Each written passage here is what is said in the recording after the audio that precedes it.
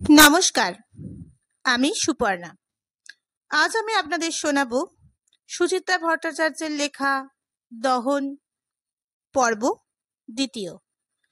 যদি আমার এই গল্প পাঠ আপনাদের ভালো লাগে তাহলে লাইক করে দেবেন, শেয়ার করে দেবেন এবং অবশ্যই সাবস্ক্রাইব করে দেবেন।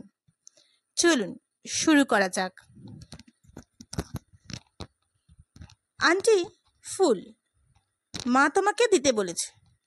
ফুটফুটে একরত্তি মেয়েটার ছোট্ট ছোট্ট হাতে গোলাপের তোড়া, তাকে ঘিরে এক ঝাঁক প্রজাপতি। আন্টি, তুমি বুঝি গুন্ডাদের খুব মেরেছ? তুমি বুঝি ক্যারাটে জানো আন্টি? কুম্ফু? তোমার কাছে স্টেনগান ছিল না? AK-46? ভিলেনদের গুলি করে মেরে দিতে হয়, ঝা ঝা ঝা। কিচ্ছু ভেবো না আন্টি, বড় হলে পাজি লোকেদের আমি বটি বটি কেটে ফেলবো।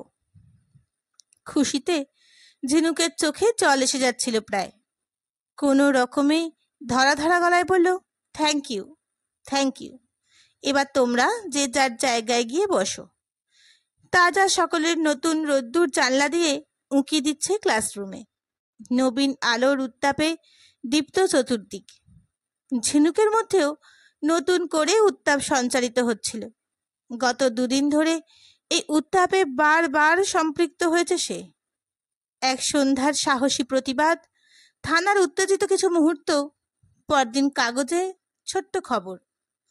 বিক্রমশিলা মহাবিহারের তরুণী শিক্ষিকা শ্রবণা সরকার জীবন বিপন্ন করে সম্মান রক্ষা করলেন রমিতা চৌধুরী নামে জনৈকা গৃহবধূর। সেই দুপুরেই বাড়িতে সংবাদপত্রের রিপোর্টার গতকাল কাগজে কাগজে ছবি সহ তার বীরত্বের রোমহর্ষ বিবরণ, সাম্প্রদায়িকতার উচ্ছ্বসিত প্রশংসা, পাড়া প্রতিবেশী আত্মীয় স্বজন বন্ধু বান্ধবদের অজস্র অভিনন্দন। পরপর এত সব দ্রুত ঘটে যাওয়া ঘটনা ঝিনুককে এক আত্মতৃপ্তির ঘোরে ডুবিয়ে দিচ্ছে বারবার। শ্রবণা সরকার এখন রাতারাতি একটা নাম, একটা তারকা, একটা আদর্শ। এত খুশি যে কোথায় রাখে ঝিনুক। অথচ এত কিছু যে হয়ে যাবে ঝিনুককে ভুলেও ভাবতে পেরেছিল? দিনটা তো ছিল অন্য যে কোনো দিনের মতোই, নির্দিষ্ট একটা তারে বাঁধা। সকালে স্কুল, স্কুল থেকে ফেরা, দুপুরে একটু ঘুম, ছোটখাটো কাজ, বিকেল সন্ধে বন্ধুদের সঙ্গে আড্ডা, ক্ষণিক বিষাদ, ক্ষণিক ভালো লাগা। সবই তো অভ্যস্ত দিন যাপনের ছকের ভিতর মাপে মাপে কাটা। চকিত কালবৈশাখীতে সেই ছক ওলট পালট। আজকাল খবরের কাগজ খুললেই প্রায়ই এই ধরনের খবর চোখে পড়ে। গৃহবধূ হত্যা, গণধর্ষণ, নারী নির্যাতন, শ্লীলতাহানি। তবে সেসব তো শুধু খবরই। সকালে চা খেতে খেতে লোকে এইসব কাহিনী গপা গপ গেলে।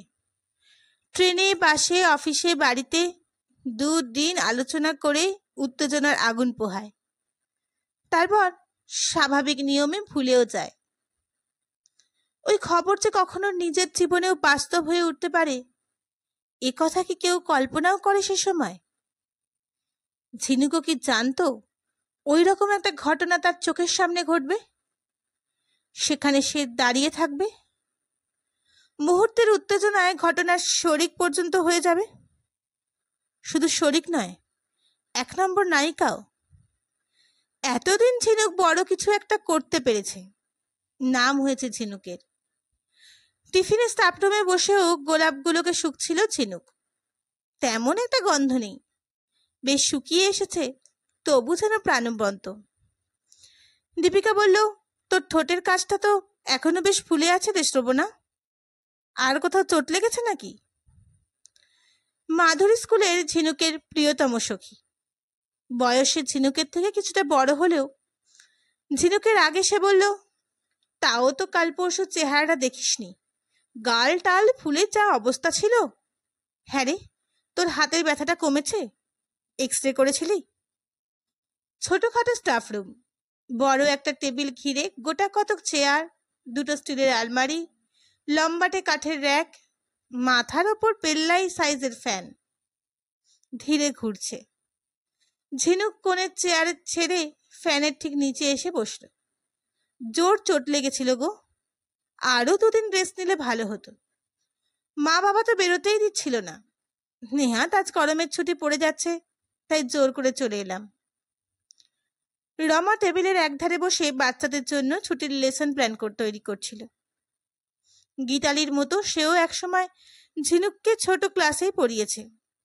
মমতা মাখা গলায় সে বলে উঠল, ভগবান রক্ষা করেছেন। অতগুলো গুন্ডার সঙ্গে একা লড়াই করা কি চারটিখানি কথা? গীতালি জিজ্ঞাসা করল, কিরকম ছেলেদের দেখগুলো? মুস্কো মুস্কো গুন্ডা, হাতে আর্মস ছিল? সেরকম কিছু তো চোখে পড়েনি, তবে মনে হয় ড্রিঙ্ক করেছিল। চোখগুলো ঢুলু ঢুলু, লম্পট লম্পট, তবে ঠিক প্রফেশনাল গুন্ডা মস্তানদের মতো নয়। ঝিনুক চেয়ারে হেলান দিল। এখন এক ধরনের ক্লাস তৈরি হয়েছে না? দামি দামি জামা কাপড় পরে, দেদার টাকা ওড়ায়, টকাটক ইংরেজি বলে, মোটর সাইকেল মারুতি নিয়ে ফুর্তি মেরে বেড়াচ্ছে। রাস্তাঘাটে এরকম ছেলে আজকাল প্রচুর দেখতে পাবেন। মিতা টিফিন বক্স খুলতে খুলতে ফুট কাটল। তার মানে পয়সাওয়ালা বাড়ির ছেলে বলছিস? পয়সাওয়ালা না হাতি। গীতালি মুখ বেঁকালো। যত সব 2 নম্বরই পয়সা, ঘুষের টাকা, ব্ল্যাক মার্কেট আর শেয়ার মার্কেটের টাকা। রমা খাতার গোছা পাশে সরিয়ে রাখলো। বউটার ড্রেস কিরকম ছিল রে? সভ্যভব্য না প্রভোকেটিং? শাড়ি ব্লাউজ? ঝিনুক হাত উল্টালো। ব্লাউজটার বুক পিঠ একটু বেশি কাটা ছিল ঠিকই, তা আমরা তো তেমন বেখাপ্পা লাগেনি। তাই বল, এ কথা তো কাগজের লোকে তা বলিসনি। লেখা এক টুকরো আপেল মুখে পুড়ল। ঝড় বৃষ্টির রাত, ওই রকম একটা ফাটাফাটি সুন্দরী, তার আবার ব্লাউজ লো কাট, মুনি ঋষিদেরই মতিভ্রম হতে পারে। এ তুমি কি বললে লেখাদি? দীপিকার সঙ্গে সঙ্গে প্রতিবাদ করে উঠেছে। তাহলে তো সমুদ্রের ধারে বিকিনি পরা মেয়ে দেখলে সব পুরুষকে ঝাঁপিয়ে পড়তে হয়। শিক্ষা সভ্যতার আর দরকার কি? জঙ্গলে থাকলেই হয়। পুরুষদের শিক্ষা সভ্যতার কথা আর বলিস না রে ভাই। লেখা গলা চড়ালো। 1 বছরও হয়নি লেখার ডিভোর্স হয়েছে। তার 46 বছরের বর 14 বছর তার সঙ্গে ঘর করে এদিক ওদিক মেয়েদের সঙ্গে খুচরো প্রেম করে বেড়াতো। তাই নিয়েই মারপিট, চেঁচামেচি, ঝগড়া, শেষ পর্যন্ত বিচ্ছেদ। ছোট ছোট 2 মেয়ে নিয়ে লেখা এখন একা। উঁচু গলায় সে বলল, পুরুষ মানুষ হলো হামড়ানো টাইপ। ওদের ঢিট করার জন্য শ্রবণাদের মতো মেয়েই দরকার। লেখার থেকে মিতা আরো কট্টর পুরুষ বিদ্বেষী।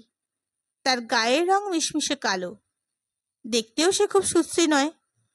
বহুবার পাত্রপক্ষের সামনে নাজেহাল হতে হয়েছে তাকে। দেখতে দেখতে বয়সও বেড়েছে, বিয়ের সম্ভাবনাও আর নেই বললেই চলে। সে হিসিয়ে উঠল, পুরুষ মানুষ হলো কুত্তার জাত। তফাৎ শুধু এইটুকুই, ওদের 12 মাসই ভাদ্র মাস। সকলে হেসে উঠতে যাচ্ছিল। গীতালি চাপা ধমক দিল, কতদিন বলেছি স্টাফ রুমে বসে কেউ খারাপ কথা বলবে না, ভুলে যেও না তোমরা এখানে সবাই টিচার। দীপিকা তাড়াতাড়ি কথা ঘুরিয়ে নিল, তা হ্যারে শ্রবণা, ছেলেগুলো ধরা পড়েছে? মাধুরী বলল, ধরা পড়লে তো কাগজেই বেরোতো।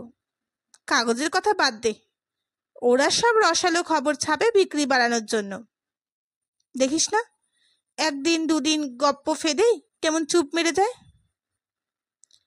কাগজে বেরোলেও লাভও আছে। ওদের নাম ধরে পুলিশের এখনো উপায়ও নেই, চাইলে কেস চাপতে পারবে না। তাই না রে শ্রবণা? আমারও কাজ বাড়বে। ঝিনুক কাঁধ ঝাঁকালো। আমাকেও হয়তো থানায় গিয়ে আইডেন্টিফাই করতে হবে। রমা উদ্বিগ্ন স্বরে বলল, তোর ভয় করবে না? আবার ওই গুন্ডা বদমাইদের সামনে যাবি? ঝিনুক হাতে মাছি তাড়ানোর ভঙ্গি করল। না না আন্টি, ওরা আর কিচ্ছু করতে পারবে না। ধরলে পুলিশ ওদের এমন মাখন করে দেবে। মাধুরী বলল, দেখ পুলিশ কবে ধরে। সেদিন যে ডায়েরি নিয়েছে এই কত ভাগ্যি। না রে মাধুরী দি, ও সেটা লোক ভালো। আমাদের দেখেই সঙ্গে সঙ্গে বসতে বলে সব কথা মন দিয়ে শুনল।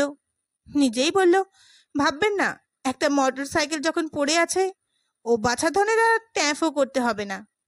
আমি এক্ষুনি লোক পাঠাচ্ছি, মোটর সাইকেল থানায় নিয়ে চলে আসবে। আমার কলেজের এক বন্ধু আছে সুলগ্না, ওর মামা লালবাজারে আছে। ও বলছিল লালবাজারেও নাকি সারা পড়ে গেছে। পুলিশ কমিশনার নিজের থানায় খবর দিচ্ছেন। খবর নেওয়াই সার। 2 দিন তো কেটে গেল, মূর্তিমানরা কোথায়? আমার মনে হয় ডিউটি অফিসার কিছু প্যাচ করছে। সেই দিনই এমন বাঁকা বাঁকা প্রশ্ন করছিল। রঞ্জনার জুলাইতে বিয়ে। সে এতক্ষণে দূরে বসে শুনছিল আলোচনাটা। হঠাৎ সে কৌতূহলী হয়ে উঠল। কিরকম কিরকম প্রশ্ন? ঝিনুক একবার আর চোখে গীতালিকে দেখে নিয়ে নিচু গলায় বলল, সত্যিই শ্লীলতাহানি হয়েছে না শ্লীলতাহানির চেষ্টা করেছে, কোনো চিহ্ন টিহ্ন আছে? বলতে বলতে আরও নামলো গলাটা। কোথায় কোথায় হাত দিয়েছিল, তেমন কোনো জায়গায় ইনজিউরি হয়ে থাকলে এখনই মেডিকেল টেস্ট করাতে হবে। মিতা বলল, জানি, পুলিশরাও এরকম অসভ্য হয়, সব সময়ই ওদের জিভ লক লক করে। পারলে ওরা কথা দিয়েই ধর্ষণ করে নেবে, আর কাজের বেলায় সব নেহার বানু। গুন্ডা হোক আর পুলিশই হোক, আসলে ব্যাটা ছেলে তো। সব সময়ই মিতার ওই এক ধরনের কথা ঝিনুকের ভালো লাগে না। প্রশ্নগুলো ভালো ছিল না ঠিকই, কিন্তু কি করা যাবে, কিছু রুটিন প্রশ্ন পুলিশকে তো করতেই হয়। আবার মিতার কথাও পুরোপুরি উড়িয়ে দেওয়া যায় না, নইলে অত খুঁটিয়ে সব জেনে নেওয়ার পরও এখনো ছেলেগুলো ছাড়া থাকে কি করে? গীতালি দরজার পাশের বেসিনে টিফিন কৌটো ধুচ্ছিল। বলল, আমার এখনো কেমন অবাক লাগছে ভাবতে। এই আমাদের সেই শ্রবণা ক্লাসে এসে ভিতু ভিতু মুখে বসে থাকতো, চোখ পাকিয়ে তাকালেই ঠোঁট ফুলিয়ে কান্না। সেই একবার কি একটা দুষ্টুমি করেছিল, প্রণতি দিয়ে আটকে রেখেছিল দারোয়ানের ঘরে। উমা, দরজা খুলে দেখি সে কি দশা মেয়ের, চোখ জবা ফুলের মতো লাল, হেঁচকি তুলছে। সেই মেয়ে এখন গুন্ডা পেটাচ্ছে, গটগট করে থানায় যাচ্ছে, টকাটক রিপোর্টারদের কথায় জবাব দিচ্ছে। সত্যি?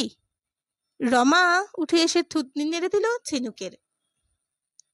আমার তো বাবা থানার নাম শুনলেই হাঁটুতে কাঁপতে থাকে। ঝিনুকের রোয়া ফুলে উঠল। এক কালবৈশাখীর ঝড়ে তার আত্মবিশ্বাস 100 গুণ বেড়ে গেছে। কথাবার্তা, হাঁটা চলা তার এখন রাজহংসী ভাব। স্কুলের যে কোন বড় ছুটি পড়ার আগে সুনিতার ঘরে সমস্ত শিক্ষকদের নিয়ে একটা ছোট্ট মিলন উৎসব হয়। মর্নিংয়ের প্রাইমারি বাড়ির আলাদা উৎসব, দুপুরের হাই স্কুলের জন্য আলাদা। এতে নাকি টিচারদের সঙ্গে স্কুলের আত্মিক বন্ধন তৈরি হয়। টিচাররা অবশ্য আড়ালে ঠাট্টা করে বলে লাড্ডু পার্টি। স্কুল প্রতিষ্ঠার সময় থেকেই এই উৎসবে লাড্ডু চানাচুর ছাড়া আর কিছু খাওয়ানো হয় না। এবারও তার ব্যতিক্রম হলো না। শুধু নতুন সংযোজন সুনিতার ভাষণ। শ্রবণা শুধু আমাদের স্কুলের শিক্ষিকাই নয়, আমাদের প্রাক্তন ছাত্রীও বটে। আমাদের স্কুলের আদর্শে অনুপ্রাণিত হয়ে সে যে অসীম সাহসিকতার কাজ করেছে, সেই জন্য সমস্ত স্কুল আজ গৌরবান্বিত। মিস্টার সেনগুপ্ত বলেছেন, গরমের ছুটির পর এক বিশেষ অনুষ্ঠানে শ্রবণাকে স্কুলের পক্ষ থেকে সংবর্ধিত করা হবে। সেই অনুষ্ঠানে মর্নিং ডে দুটো সেকশনারির ছাত্রছাত্রী, শিক্ষক শিক্ষিকারা উপস্থিত থাকবে। মিস্টার সেনগুপ্ত তাই চান। অন্যদিন হলে ঝিনুক মুখ টিপে হাসত একটু, আজ অহংকারে মাথা লজ্জায় বিভোর। ফিসফিস করে বলল, দেখেছিস মধুরিদি আন্টির কাণ্ড? মাধুরী ঝিনুককে চিমটি কাটল। মানপত্রটা তুই রাখিস, উপহারটা আমায় দিস, যদি অবশ্য লাড্ডু ছাড়া আর কিছু দেয়। ঝিনুক হাওয়ায় ভাসতে ভাসতে স্কুল থেকে বেরোলো। স্কুলে গেটে 4-5টা শিশু শুকনো মুখে বসে। ওর মধ্যে 2-3টে বাচ্চাকে ঝিনুক হাড়ে হাড়ে চেনে। ভয় ডর বলে কোনো বস্তু ওদের অভিধানে নেই। একমাত্র ওই নিরীহ বুড়ো দারোয়ান জীবনদাকে একটু সমঝে চলে ওরা, হয়তো বা খাঁকি উর্দিটার জন্যই। মাধুরী বলল, ঘড়িটা দেখেছিস? 12টা 40। এখনো মায়েদের টিকি নেই। যতক্ষণ ওরা বাড়িতে না থাকে ততক্ষণই বাড়িতে শান্তি। বড় হলে যে কি হবে? তোর গুন্ডাগুলোর মতো হবে বলছিস?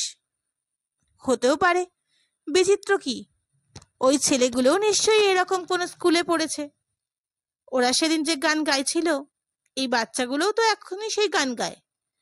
পেট থেকে পড়তে না পড়তে এদেরও সেরকম রক্তের মধ্যে রিভলভার বন্দুক ঢুকে পড়ছে। ঝিনুক অন্যমনস্ক হলো। ভাবতেই খুব ভয় করে মধুরিদি, আমাদের ছেলে মেয়েগুলো যে কিরকম হবে। রাম না জন্মাতেই রামায়ণ, আগে বিয়েটা তো কর। মাধুরী শব্দ করে হেসে উঠল। তারপর যে শর্মার কি খবর? তোর তূর্ণির খুশিতে লাফাচ্ছে, গিয়ে গিয়ে শোনাচ্ছে তোর কীর্তির চেয়ে তুই যে মহান। প্রায় তাই। ঝিনুককেও হেসে ফেলল। পরদিন সকালে কাগজ দেখেই ছুটে এসেছিল আমাদের বাড়িতে। উচ্ছ্বসিত হয়ে উঠতে গিয়েও ঝিনুক সামান্য হোঁচট খেল। কালকের কাগজে তাকে নিয়ে স্টোরি বেরোনোর পর বিকেলে তূর্ণি খুব আশা করেছিল, আসেনি, ফোনও করেনি। অফিসে কোনো জরুরি কাজে আটকে গিয়েছিল কি? ট্রামে উঠেও মাধুরী মিটিমিটি হাসছে। কপাল করে এসেছিলি রে, তোর খোপায় এখন শুধু পালক গোজা চলছে। দু একটা পালক খুলে পড়লে আমাকে দিস। কি করবি নিয়ে? শাশুড়িকে দেখাবো, যদি লাল নীল পালক দেখে মন ভেজে, প্রাণে দয়া জাগে।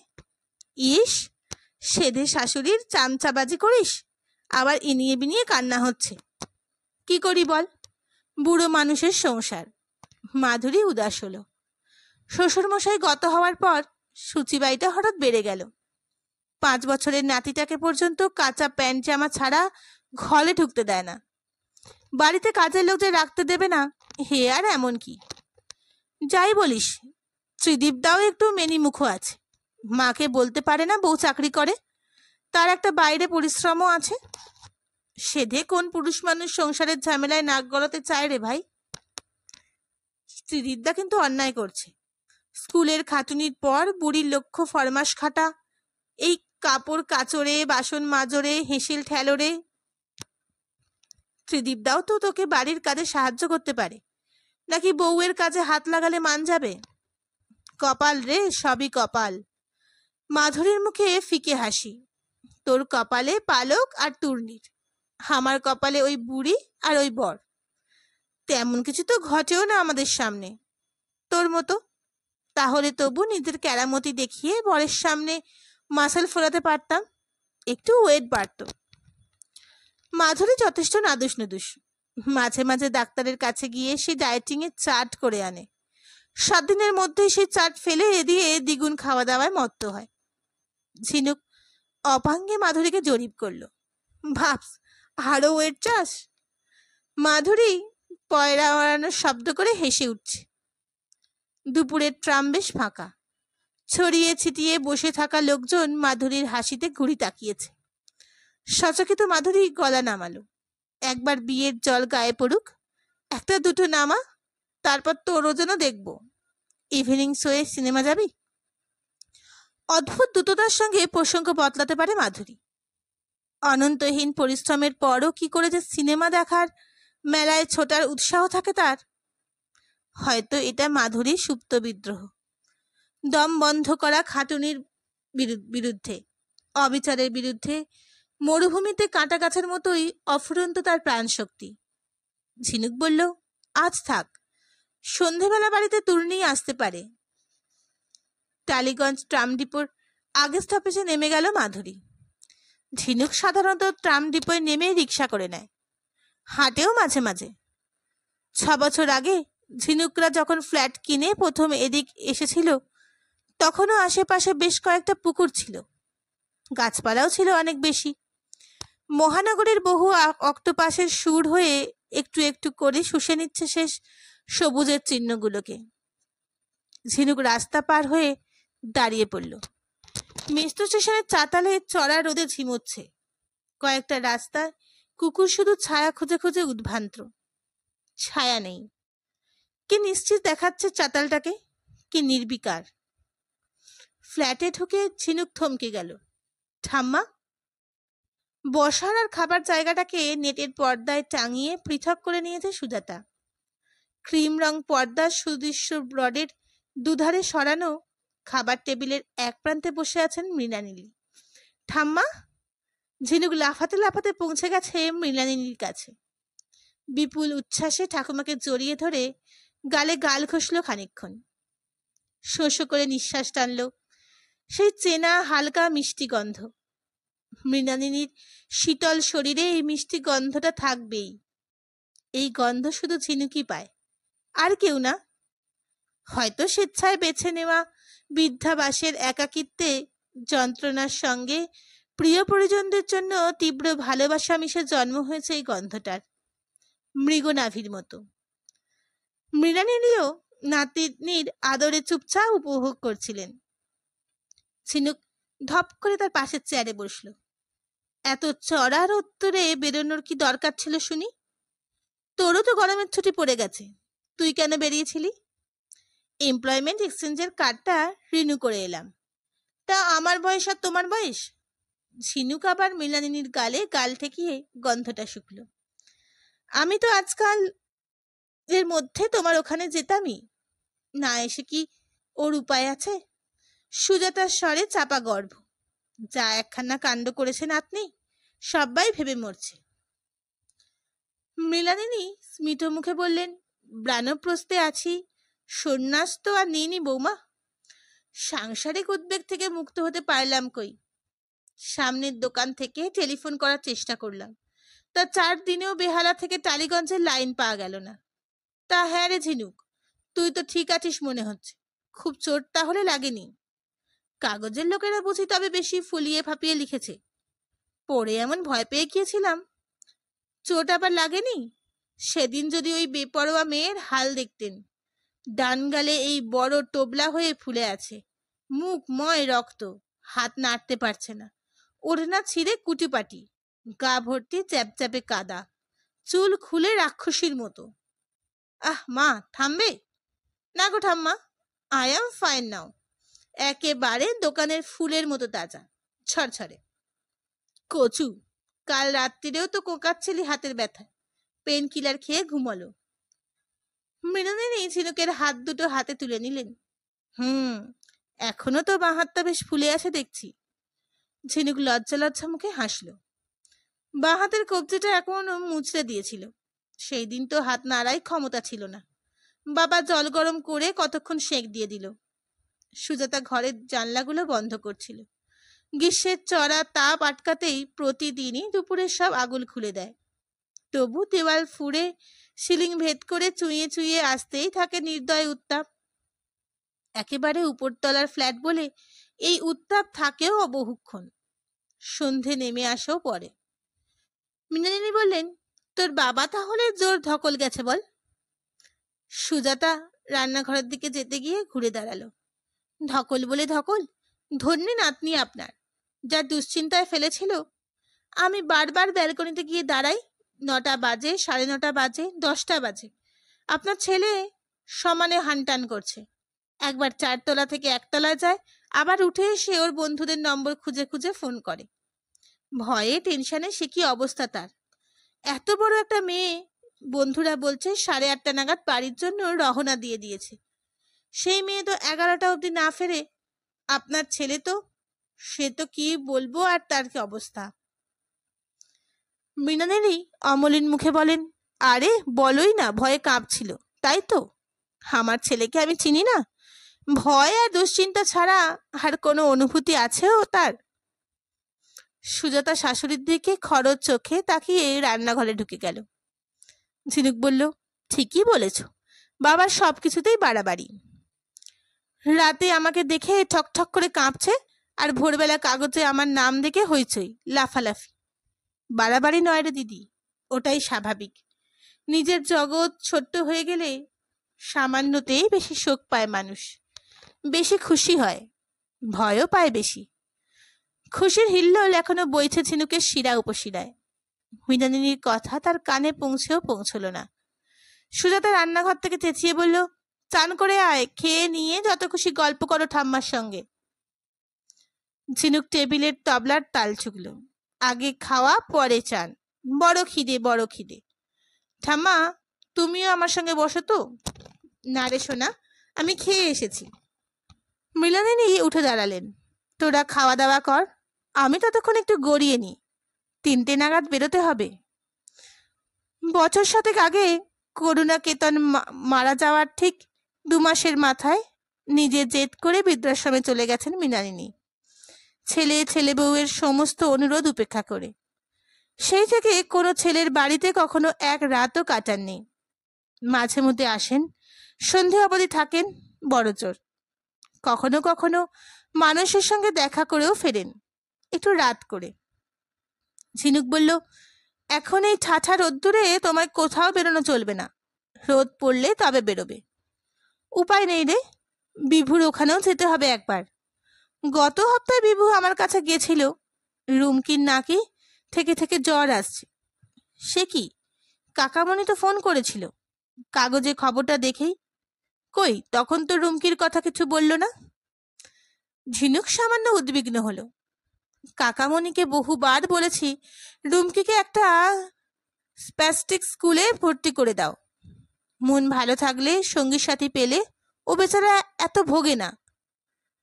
সুজাতা টেবিলে খাবার সাজাচ্ছিল, বলে উঠল, আপনার ছোট ছেলে কারুর কোনো পরামর্শ শোনে কোনোদিন?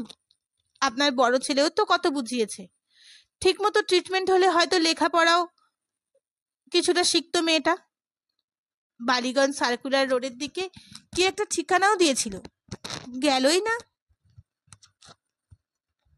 ওর কথা বাদ দাও, আজকাল কেই বা কার পরামর্শের ধার ধারে। এ কথা কেন বলছেন মা? আপনার পরামর্শে নরেন্দ্রপুরে জমিটা বেচে দেয়নি আপনার বড় ছেলে? ভালো পরামর্শ হলে শুনবে না কেন? মৃণালিনী মৃদু হাসলেন। রাগ করো না বৌমা, একটা কথা বলি, অন্যের পরামর্শ কেউ ভালো বলে মানে না, পরামর্শটা নিজের পছন্দসই হলে তবেই মানে। ওই সময়ে মন্টুর টাকার দরকার ছিল, তাই আমার কথাটা ভালো লেগেছিল। ভাই বোনদের টাকা অবশ্য বুঝিয়েও দিয়েছে, এইসব ব্যাপারে মন্টুর কাজে ফাঁক থাকে না।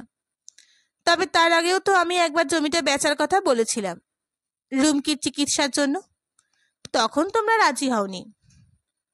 তখন জমির এত দাম পাওয়া যেত না, দালালরাই বলেছিল ধরে রাখতে। সুজাতার গলা ঘন হলো। তাছাড়া রুমকির চিকিৎসা তো তখন টাকার জন্য আটকে থাকেনি মা, আপনার বড় ছেলে কোঅপারেটিভ থেকে লোন তুলে টাকা দিয়েছে, আপনার মেয়ে জামাই টাকা পাঠিয়েছে।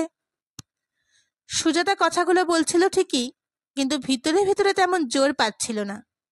72 বছরের এই রিজু ব্যক্তিত্বময়ী মহিলার সঙ্গে কিছুতেই এটে উঠতে পারে না সুজাতা। মৃণালিনী যেন অন্তর্যামীর মতো ধরে ফেলেছেন সুজাতাদের সেই সময়কার মনের গোপন কথাটি। তখন জমি বিক্রি করলে সবার ভাগের টাকাই বিভাসকে দিয়ে দিতে হতো, চক্ষু লজ্জার খাতিরে। মৃণালিনী বুঝি সান্ত্বনা দিলেন একটু, তোরা সবাই আজ সেটুকুনি নিয়ে বল ভরসা, তোমরাই তো করো।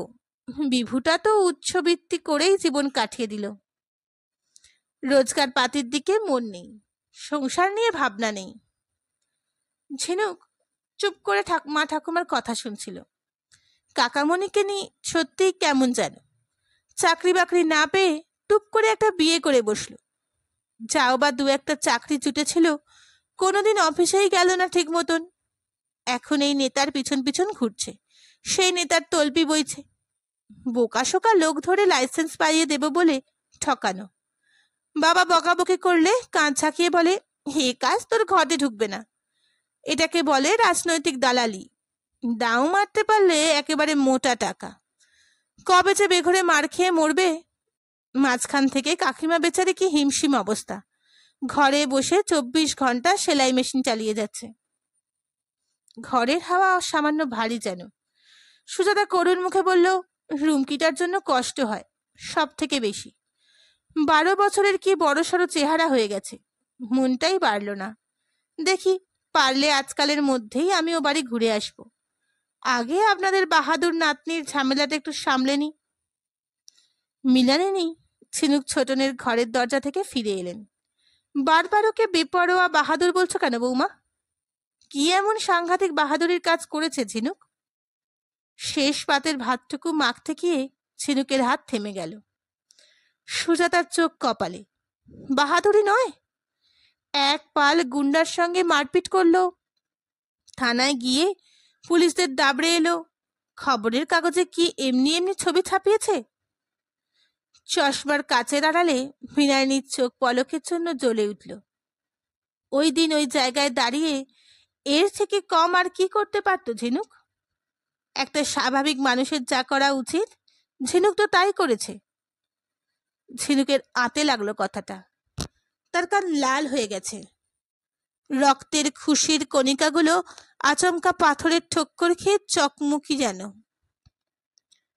অপ্রতিভ স্বরে সে বলার চেষ্টা করলো, বাহাদুরি নয় ঠিকই, তবে একটু গার্ডস লাগে, এটা তো মানবে। এক গাদা লোক তো দাঁড়িয়েছিল, কেউ তো এগিয়ে আসেনি। তাতে কি প্রমাণ হয় রে দিদি?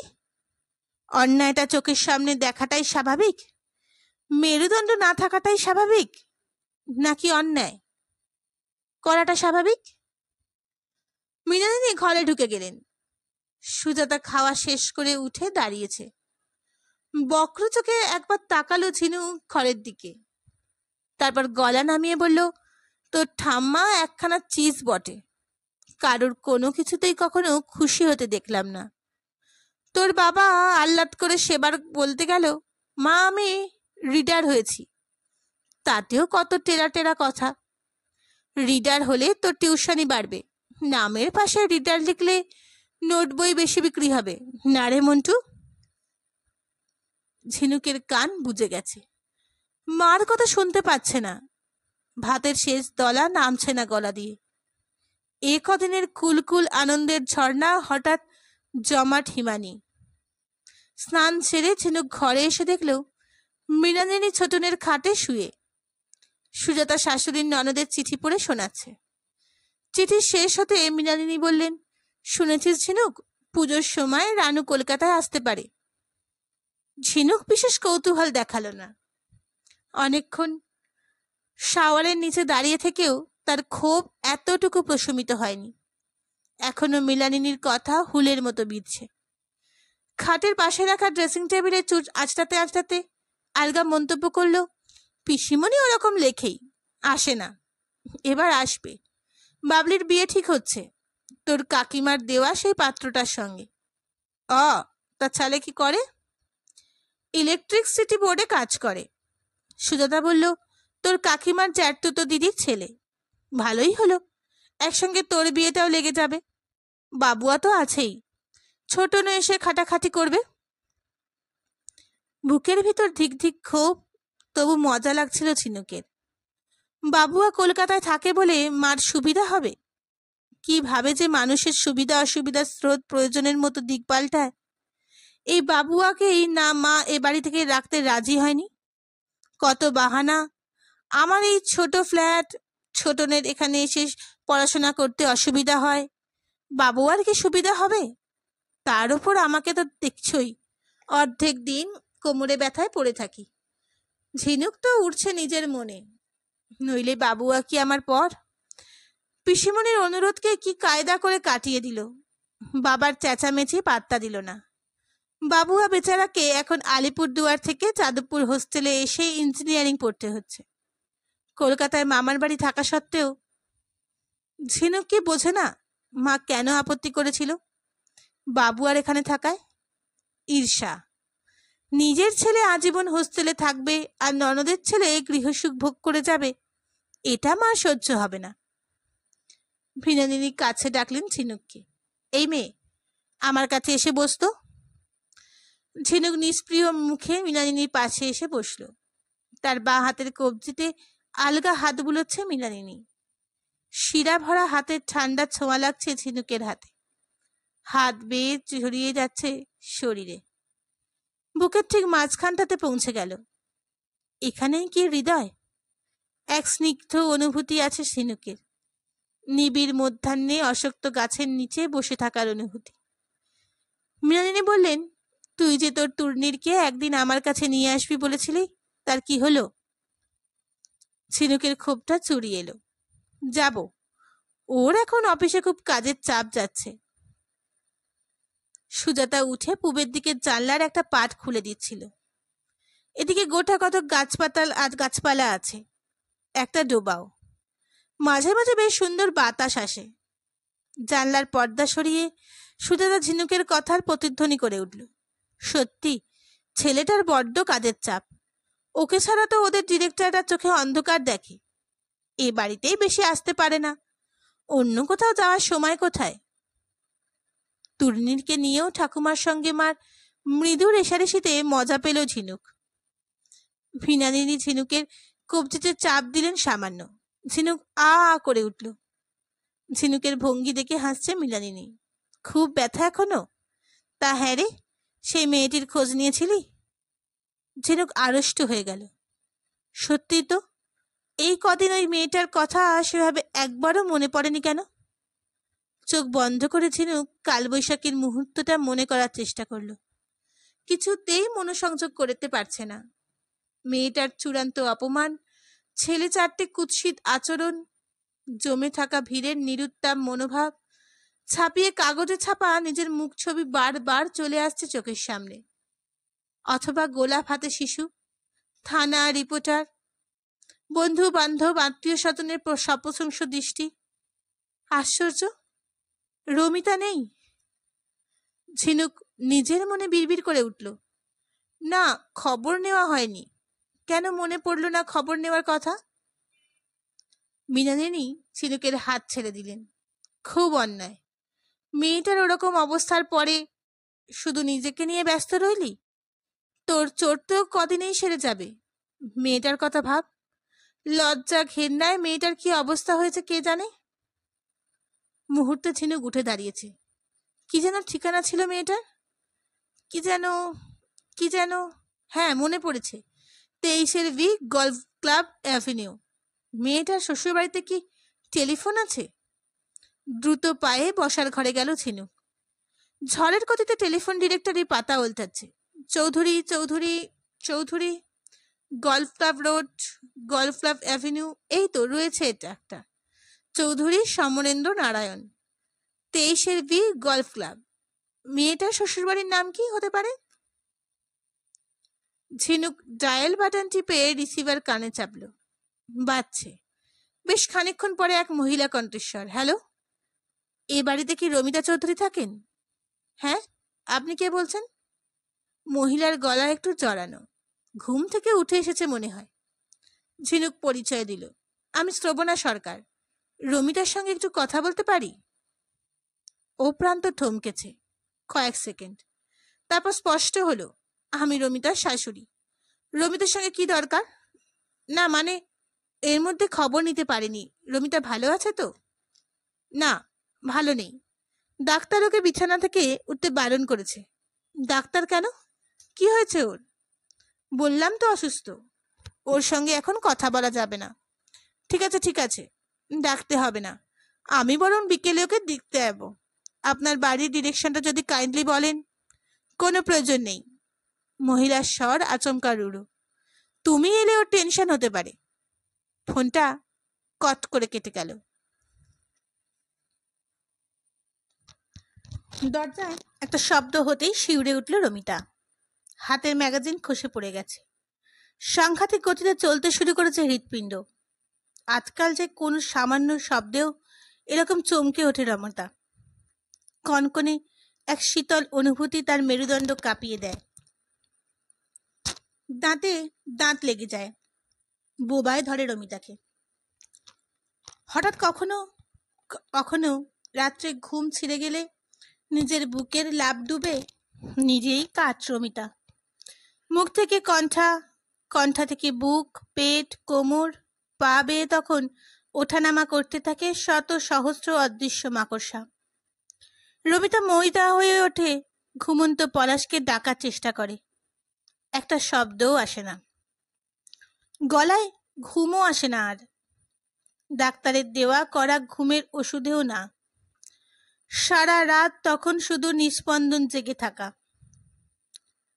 লীনা ঘরে ঢুকে বলল, এত মন দিয়ে কি ম্যাগাজিন পড়ছিস রে? রমিতার কানে বড়জার প্রশ্ন ঠিক ঢুকল না। লীনা যেন তীক্ষ্ণ চোখে বড় বেশি খুঁটিয়ে খুঁটিয়ে দেখছে তাকে। আজকাল এমন করেই তাকে দেখে সবাই। যেন কোনো দাগ ধরেছে রমিতার গায়ে। তার ভেলভেটের মতো সুখী জীবনে একে বিড়ম্বনা এলো। রমিতা জোর করে বিছানায় উঠে বসল। তুলতুল ঘুমিয়েছে? মনে হলো তো ঘুমিয়েছে, মটকা মেরে পড়ে আছে কিনা কে জানে। মহা জ্বালাতন করে সারা দুপুর। রমিতার নিজের জ্বালা এখন এত বেশি, অন্যের জ্বালা যন্ত্রণার কথা তার মাথাতেই ঢোকে না। লীনা খাটে বসলো। রমিতার চোখে চোখ রেখেছে। শুনছিস আজ সকালে কি হয়েছে? রমিতার চোখ পাতা কেঁপে উঠল। কি হয়েছে? ওমা, জানিস না?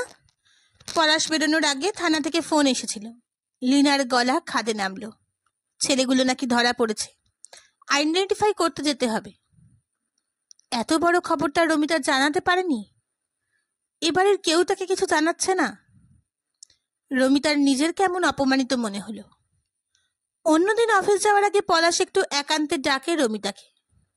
কিছুই না, এক চিলতে হাসি আর প্রায় রুটিন করে একটু গালে ঠোঁট ছোঁয়ানো। আজ কিছু না বলেই বেরিয়ে গেছে পলাশ। দুপুরে খাওয়ার সময় শাশুড়িও তো কত এতাল বেতাল কথা বলছিল, একবারও রমিতাকে কোনো আভাস দিল না। অশোক মাঝে মাঝে হাসি তামাশা করে রমিতার সঙ্গে। ছোট ভাইয়ের বউকে নিজের বোনের মতোই স্নেহ করে সে।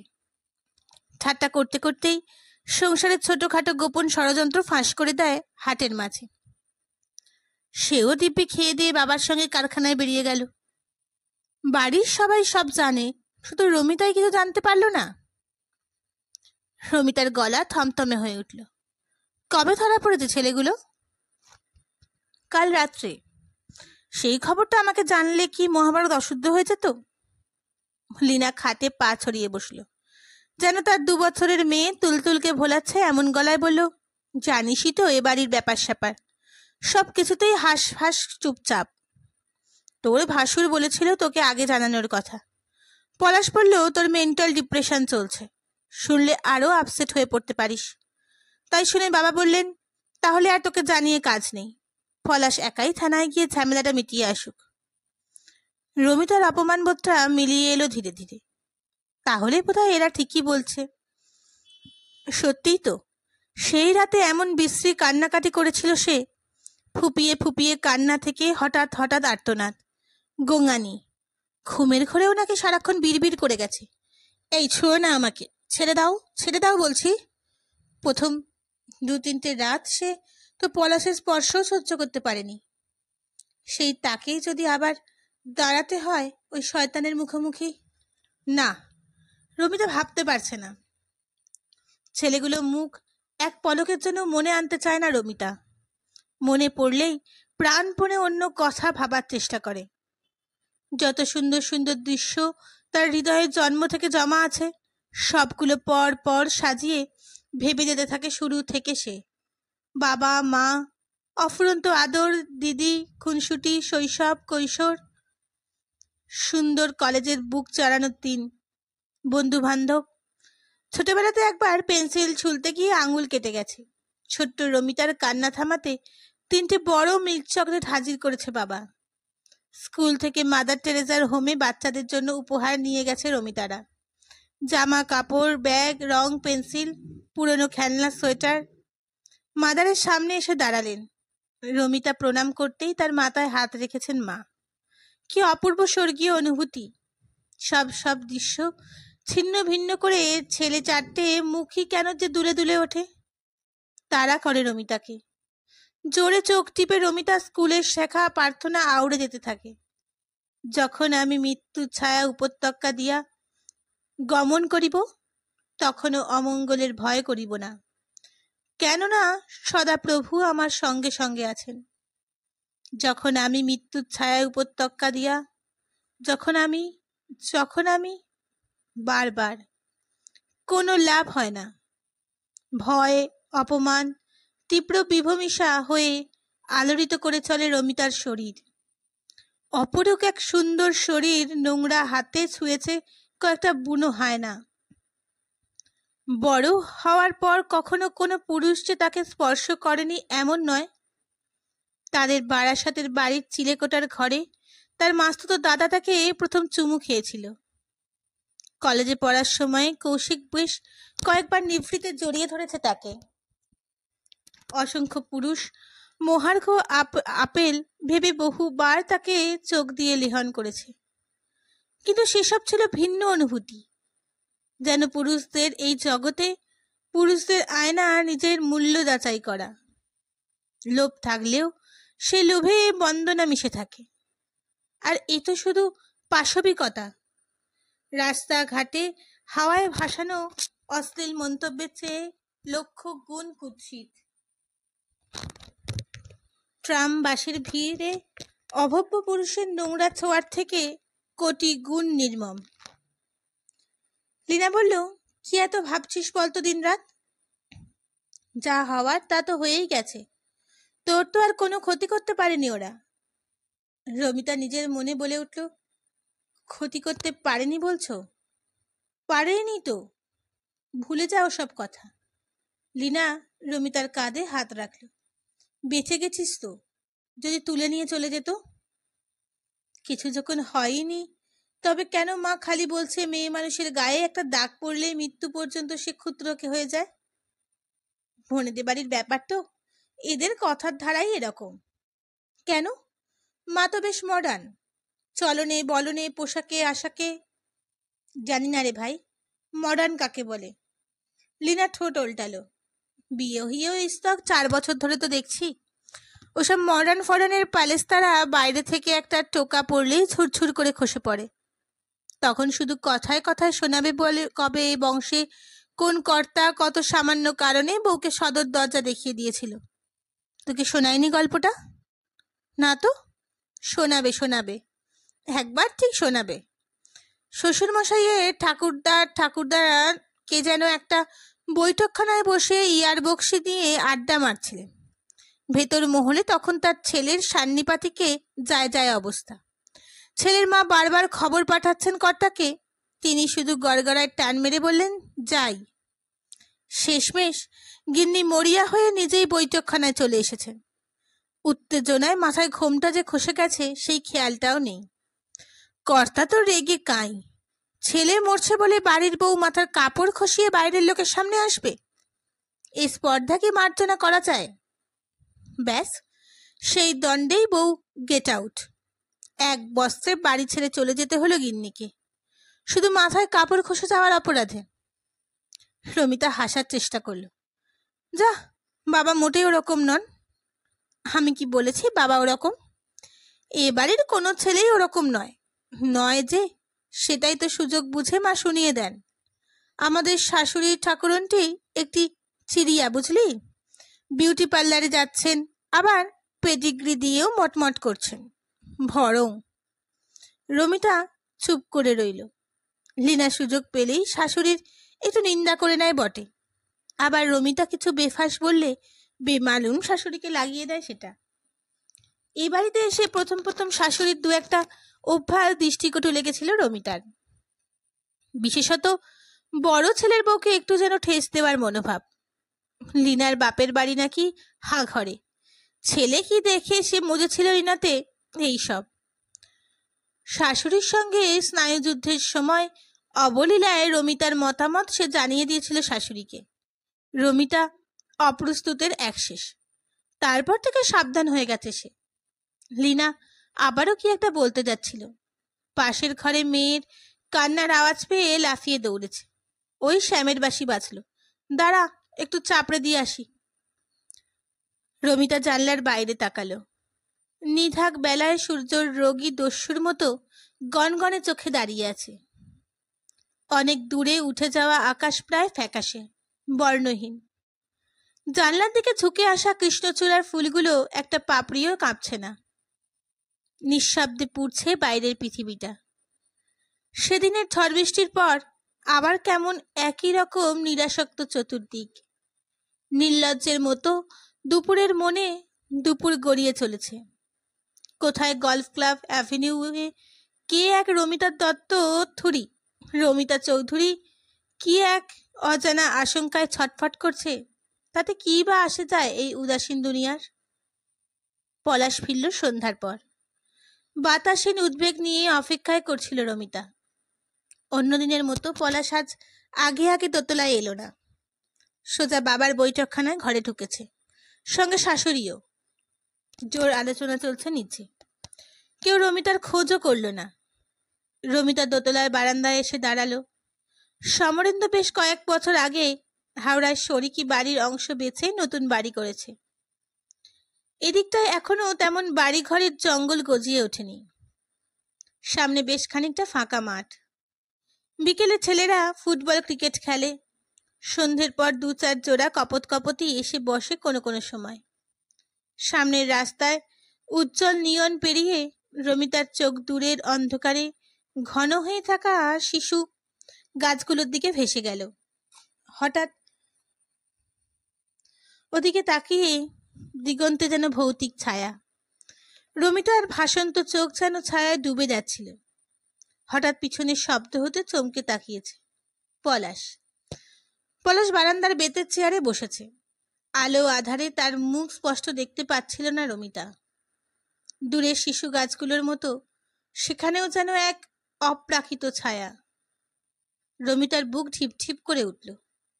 সাহস করে প্রশ্ন করে ফেলেছে, তুমি থানায় গিয়েছিলে? তোমাকে কে বলল থানার কথা? মা? বৌদি?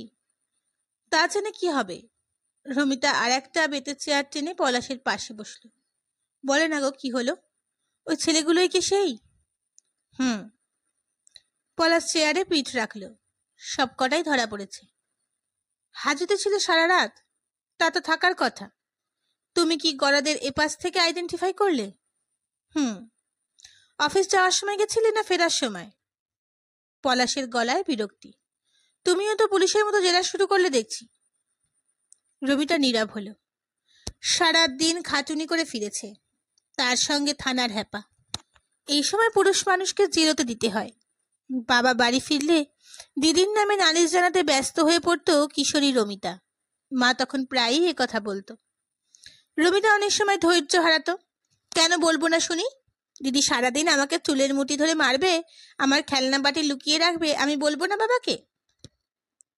আজ এই আলো আধারে রমিতার মনে হচ্ছে মাই ঠিক। তবুও ভিতরের অস্থিরতা সংযত রাখতে পারছিল না রমিতা।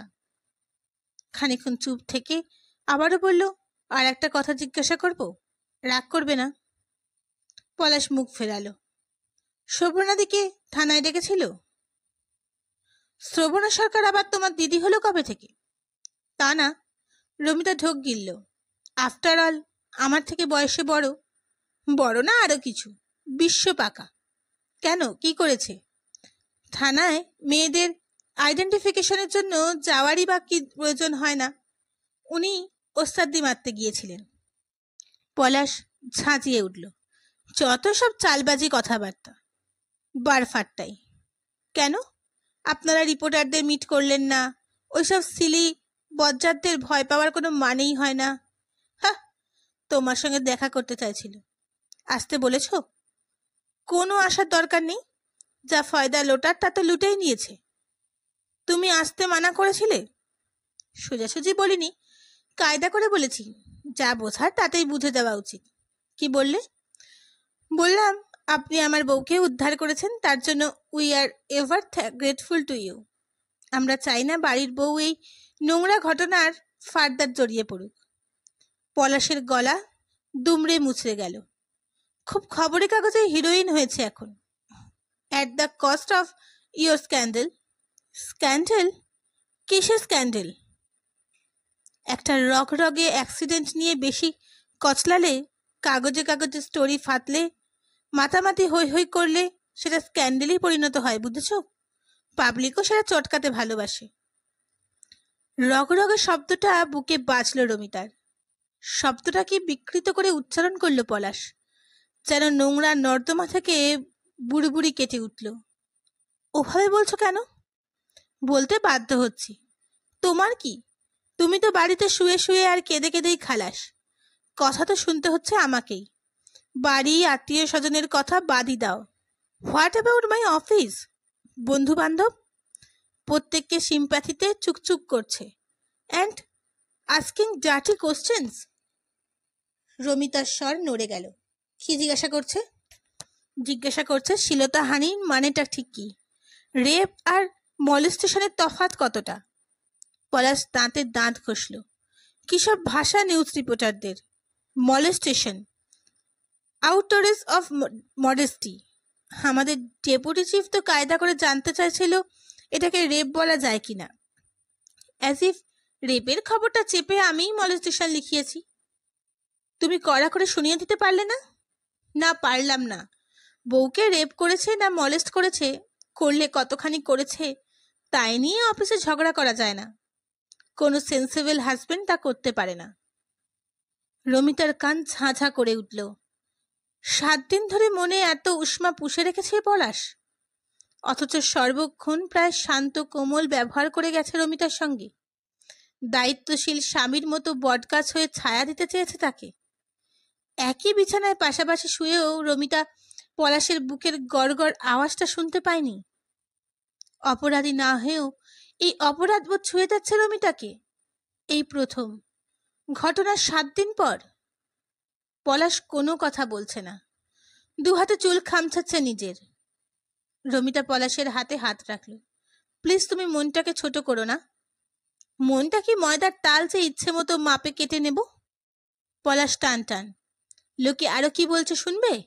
জিজ্ঞাসা করছে ছেলেগুলোর সঙ্গে তোমার আগে পরিচয় ছিল কিনা। খড় গ্রীষ্মের কুয়াশা নামলে রমিতার চোখে। তার মানে? মানে তোমার সঙ্গে বিয়ের আগে ওই ছেলেগুলোর অ্যাফেয়ার ছিল কিনা? আরও তো অনেক মেয়ে ছিল ওখানে, তোমাকেই কেন টার্গেট করলো ওরা? ওই শ্রবণাকে কেন টার্গেট করেনি? দীর্ঘ সময় পরে একটা এলোমেলো বাতাস উঠেছে। বাতাসটা বেশ কিছুক্ষণ বারান্দায় খেলা করে শান্ত হলো। রমিতার গলা ঘর ঘর করে উঠল। তোমারও কি ধারণা ওদের সঙ্গে আমার আগে পরিচয় ছিল? কি করে বলবো? তোমার বিয়ের আগের কথা আমি কতটুকু জানি? পরিপাটি বিছানায় শুতে গিয়েও থমকালো রমিতা। ড্রয়িং হলে স্টার টিভি চলছে। শাশুড়ি, শ্বশুর, ভাসুর, যা সকলে এখন ওখানে, হয়তোবা পলাশও।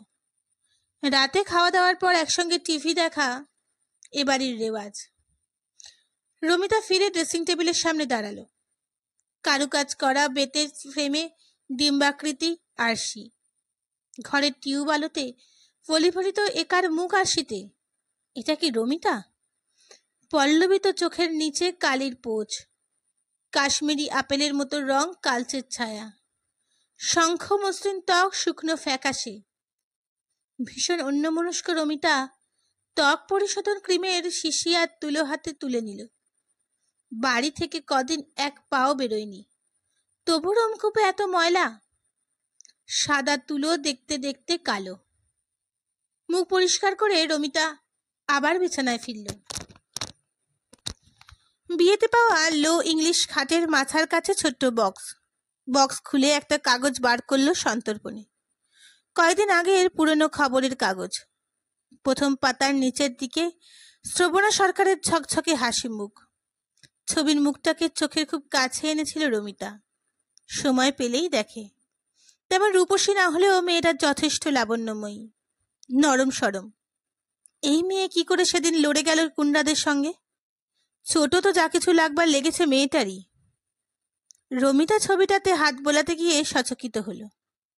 দ্রুত কাগজটা পুড়ে দিল বক্সে। পলাশ আসছে। পলাশ ঘরের দরজা বন্ধ করে সিগারেট ধরালো একটা, আর চোখে রমিতাকে দেখল। রমিতা কোনো কথা বলল না। বালিশ দেওয়ালের দিকে টেনে পাশ ফিরে শুয়ে পড়ল। নিজের বুকের ধকধক শব্দ কেঁপে উঠছে সে। না তাকিয়েও টের পাচ্ছে পলাশ পুরো সিগারেট খেলো না। 2-1টা টানের পর নিভিয়ে দিয়ে বিছানায় বসেছে।